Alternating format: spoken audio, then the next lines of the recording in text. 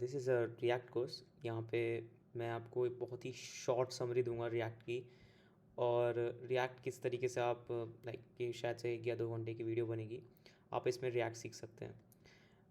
ये मेरी एक वेबसाइट है जो मैंने बनाई थी, रिएक्ट पे बेस्ड है, और ये फुल ऑन रिएक्ट पे बंदी है।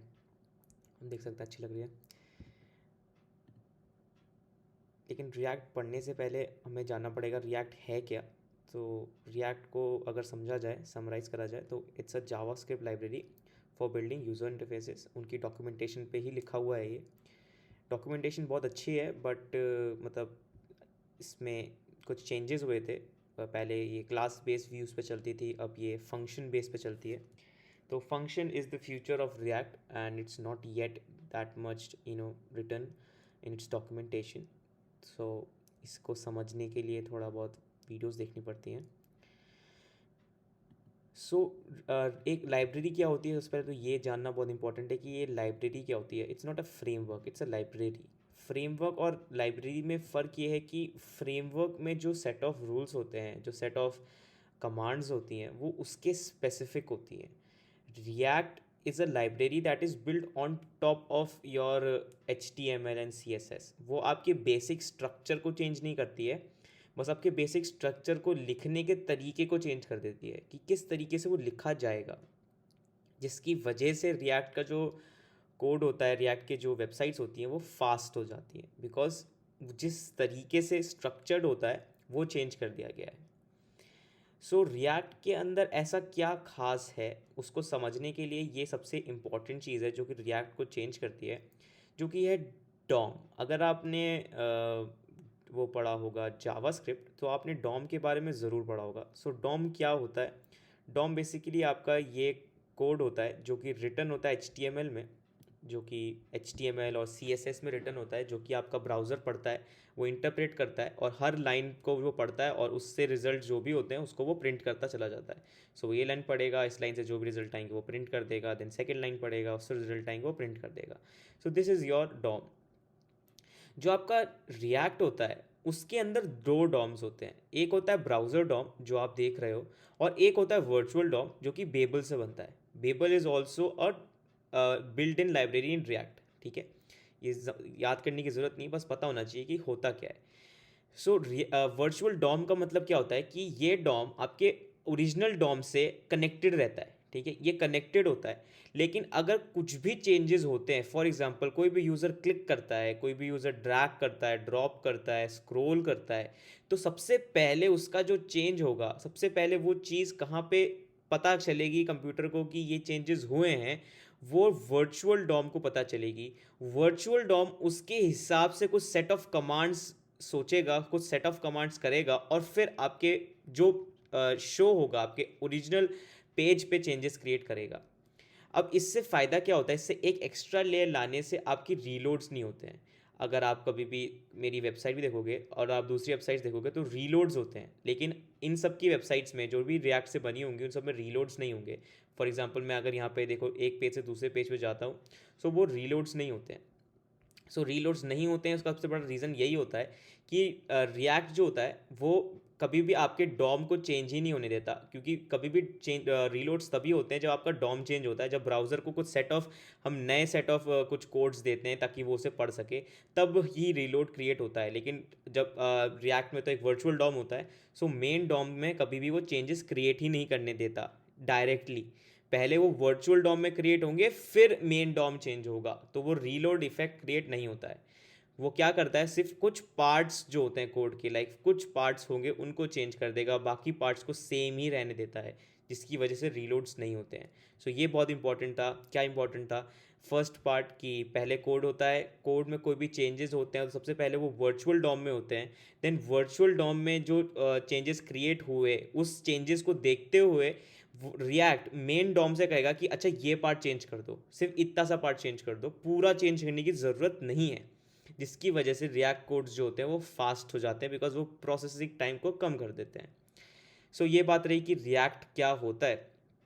अब बात आती है कि रिएक्ट को कैसे डाला जाए, कैसे अपने कंप्यूटर में इंस्टॉल किया जाए।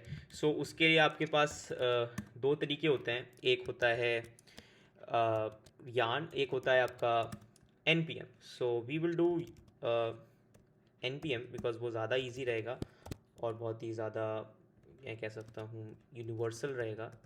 सो let's do it. Okay, so सबसे पहले आता है, सबसे पहले अगर आप yarn से करेंगे तो yarn create react app and then आपका नाम जो भी आप देखना चाहते हैं, फॉर एग्जांपल फर्स्ट ऐप, वो बन जाएगा. अगर ये नहीं करना है, ये तो yarn से होता है. yarn और npm में कोई फ़र्क नहीं है, बस याद रखो कि दो चीज़ें एग्जिस्ट करती हैं, दो मार्केट में समान है. और ये होता है npm जो कि स्टैंडर्ड वे है, npx के थ्रू ये अलग चीज़ है. ये हो कहते हैं, हम कह सकते हैं फर्स्ट ऐप.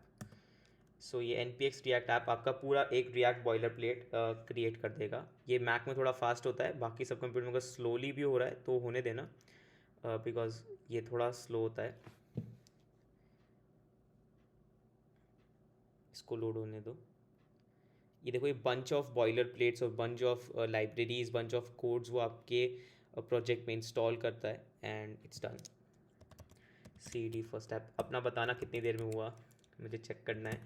और यहाँ पे आप कह सकते हो npm स्टार्ट और yarn स्टार्ट. मैं yarn पसंद करता हूँ स्टार्ट करने के लिए सर्वर, पता नहीं क्यों. सो yarn स्टार्ट से आपका वो सर्वर स्टार्ट हो जाएगा और वो सर्वर लोकल 3000 पे स्टार्ट होता है.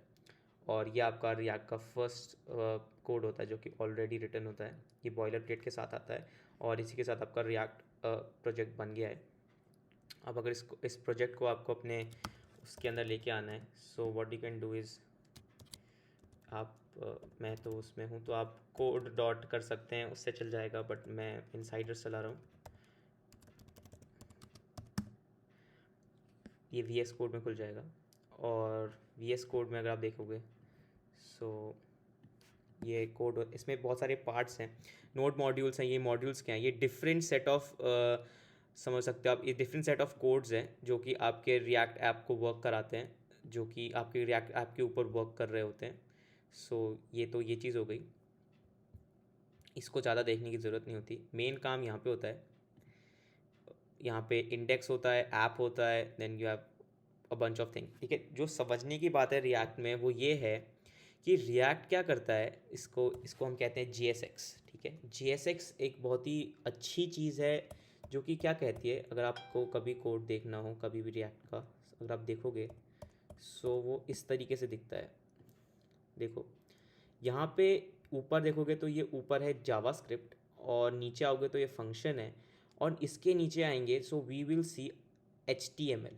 सो ये HTML है और ये जावास्क्रिप्ट के अंदर लिखा है, तो ये बहुत ही अजीब साउंड करता है. जावास्क्रिप्ट के अंदर HTML, ये कैसे हो सकता है. सो this is JavaScript combo HTML, जिसे हम JSX कहते हैं. तो रिएक्ट क्या करता है, आपके HTML कोड को उठाता है, उसको जावास्क्रिप्ट बनाता है.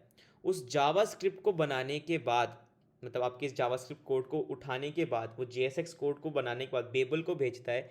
बेबल उस कोड को, उस जावास्क्रिप्ट कोड को पूरी तरीके से HTML में कन्वर्ट करती है और उस HTML को फिर आपके वर्चुअल डॉम को भेजती है और वर्चुअल डॉम आपके डॉम को भेजता है. तो होता क्या है, ये रहा आपका JSX कोड, इसको JS कोड, इसको उठा के JSX बनाया जाता है. JSX के बाद बेबल इसे HTML में कन्वर्ट करता है. HTML का कोड जो होता है वो आपके वर्चुअल डॉम को भेजा जाता है, वर्चुअल डॉम आपके रियल डॉम को सामान भेजता है. सो this is all the connection जो कि होता है. यहाँ पे ये इंपॉर्टेंट नहीं है, ये मतलब सिर्फ कॉन्सेप्ट के लिए इंपॉर्टेंट है. इंपॉर्टेंट ये है कि ये कोड लिखा कैसे जाता है और इसको कैसे प्रोसेस किया जा सकता है, जो कि मैं नेक्स्ट वीडियो में लेके आऊँगा.